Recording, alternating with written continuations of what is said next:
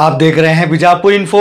मैं आपके साथ खलील कलादगी। बीजापुर और बागलकोट जिले को मिलाकर कर्नाटका लेजिस्लेटिव काउंसिल के लिए कुल 2 एमएलसी आते हैं, जिसमें बीजापुर एमएलए बसनगौड़ा पाटिल के एमएलसी पद से इस्तीफे के बाद इस पद के लिए अगले महीने 6 तारीख को उपचुनाव होने हैं, जिसके लिए बीजेपी ने बीजापुर के हाली कारपोरेटर गोलप्पा शेटगार को टिकट दिया है, जिन्होंने आज अपना नॉमिनेशन बीजापुर डीसी ऑफिस में फाइल किया। गौरतलब बात यह है कि शेटगार ने 2 मर्तबा अपना नामांकन दाखिल किया, जिसमें एक दफा अप्पू पट्टन शेट्टी खीमे के साथ और एक दफा बसनगौड़ा पाटिल यत्नाल खीमे के साथ। इससे पार्टी की अंदरूनी कला साफ नजर आ रही है। ऐसे में गोलप्पा शेटगार की जीत कितनी हद तक मुमकिन है, ये देखना बाकी है। ಅಭ್ಯರ್ಥಿಯಾಗಿ ಈಗ ನಾಮಪತ್ರ ಸಲ್ಲಿಸಿ ಹೊರಗಡೆ ಬರ್ತಾ ಇದ್ದೀನಿ. ನನ್ನ ಗೆಲುವು ಎಲ್ಲ ಶಾಸಕರು ಕೂಡ ನನ್ನ ಗೆಲ್ಲಿಸ್ತಾರೆ, ಸಂಸದರು ಕೂಡ ನನ್ನ ಗೆಲ್ಲಿಸ್ತಾರೆ ಅನ್ನೋ ವಿಶ್ವಾಸದ 6ನೇ ತಾರೀಕು ದಿವಸ ನಾನು ಗೆದ್ದು 11ನೇ ತಾರೀಕಿಗೆ ನಾನು ಕೌಂಟಿ ಮುಗಿದ ನಾನು ಗೆದ್ದಿರ್ತೀನಿ ಅನ್ನೋದು ಮಾಡ್ತೀನಿ ತಮ್ಮೆಲ್ಲರಿಗೂ ಹೇಳ್ತೀನಿ. ಸರ್, ಜಿಲ್ಲೆ ಶಾಸಕರು ಯಾರೂ ಬಂದಿಲ್ಲ. ಶಾಸಕರು ನಿಮ್ಮ ಸಿಟಿ ಜಿಲ್ಲೆ ಶಾಸಕರು ಎಲ್ಲ ಶಾಸಕರು ಸಂಸದರು ಬಂದಿದ್ದಾರೆ. ಬಾಗಲಕೋಟೆ ಜಿಲ್ಲೆ ಎಲ್ಲ ಶಾಸಕರು ಬಂದಿದ್ದಾರೆ, ನಾವು ನೋಡಿದ್ವಿ. ಆನಂತರ ನಗರ ಶಾಸಕರು ಈ ಸದ್ಯ ಬರ್ತಾರೆ, ಅವ್ರು ಬಂದ ನಂತರ ಅವ್ರು ಮತ್ತೊಂದು ಸಲ ನಾಮಿನೇಷನ್ ಕೊಡ್ತಾ ಇದ್ದಿಲ್ಲ.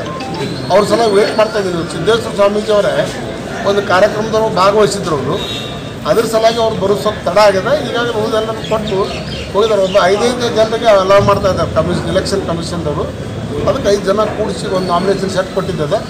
ಬಸನಗೌಡನ ಬಂದ ನಂತರ ಮತ್ತೊಂದು ಸೆಟ್ ಕೊಡ್ತೀವಿ. ನಮ್ಮಲ್ಲಿ ಏನು ಯಾವುದೇ ರೀತಿ ನಾನಿಲ್ಲ, ಗೆದ್ದಿತ್ತು.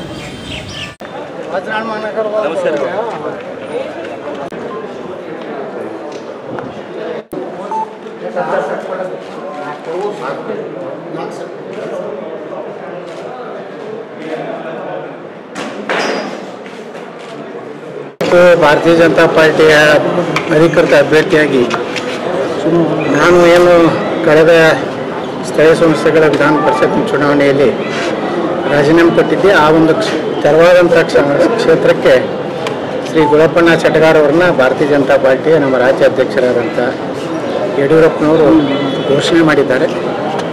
ಇವತ್ತು ನಾಮಪತ್ರ ಸಲ್ಲಿಕೆಯಾಗಿದೆ. ನಮ್ಮ ಭರವಸೆ ಇದೆ, ವಿಜಯಪುರ ಹುಬ್ಬಳ್ಳಿ ಜಿಲ್ಲೆಯಲ್ಲಿ ಭಾರತೀಯ ಜನತಾ ಪಾರ್ಟಿಯ 2 ಲೋಕಸಭಾ ಸದಸ್ಯರು ಮತ್ತು 10 ಜನ ನಮ್ಮ ಶಾಸಕರು ಹಾಗೂ 2 ವಿಧಾನ ಪರಿಷತ್ ಸದಸ್ಯರು ಇದ್ದಾರೆ. ಮತ್ತು ಸಾಕಷ್ಟು ಗ್ರಾಮ ಪಂಚಾಯಿತಿಗಳಲ್ಲಿ, ಜಿಲ್ಲಾ ಪಂಚಾಯತ್, ತಾಲೂಕು ಪಂಚಾಯಿತಿಯಲ್ಲಿ ನಮ್ಮದೇ ಆದಂತಹ ಒಂದು ಸಂಖ್ಯಾಬಲ ಇರುವುದರಿಂದ ನಿಶ್ಚಿತವಾಗಿ ಗುಳಪ್ಪಣ್ಣ ಶೆಟಗಾರ್ ಅವರು ದಾಖಲೆ ಮತಗಳಲ್ಲಿ ಆಯ್ಕೆ ಆಗ್ತಾರೆ ಅಂತ ನನಗೆ ವಿಶ್ವಾಸ. ಇವತ್ತು ಅವ್ರ ಜೊತೆಗೆ ಇಡೀ ಭಾರತೀಯ ಜನತಾ ಪಾರ್ಟಿ ಇದೆ.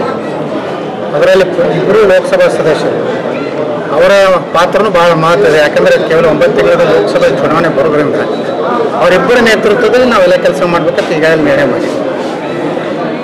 ಸರ್, ಈಗ ಏನಿಲ್ಲ, ಈಗ ಶೆಟಗಾರ್ ಅವ್ರು ನಿಲ್ತಾ ಇದ್ದಾರೆ, ಇವ್ರು ಏನಿಲ್ಲ ಗೌಡ್ರ ಕ್ಯಾಂಡಿಡೇಟ್ ಇದ್ದಾರೆ. ಆ ಕಾರಣಕ್ಕಾಗಿ ನಿಮ್ಮ ಎಮ್.ಎಲ್.ಎ ಎಲೆಕ್ಷನ್ ಇದು ನನ್ನ ಅಭ್ಯರ್ಥಿ ಅಲ್ಲ, ಗುಳಪ್ಪಣ್ಣವರು ಇಡೀ ಭಾರತೀಯ ಜನತಾ ಪಾರ್ಟಿ ಅಭ್ಯರ್ಥಿ. ಅದು ಗುಳಪ್ಪಣ್ಣವರು, ರಮೇಶ್ ಜಿಗಜಿನವ್ರ ಅಭ್ಯರ್ಥಿನೂ, ಗೋವಿಂದ ಕಾರಜೋಳರ ಅಭ್ಯರ್ಥಿನೂ, ಗದ್ದಿಗೌಡರ ಅಭ್ಯರ್ಥಿ. ಇಲ್ಲಿ ವಿರೋಧ ಮಾಡೋರದೇ ಅಭ್ಯರ್ಥಿ ಇರೋದ್ರಿಂದ ನಾನು ಬೆಂಬಲ ಪಡಕತ್ತೀನಿ. ನಂದೇನು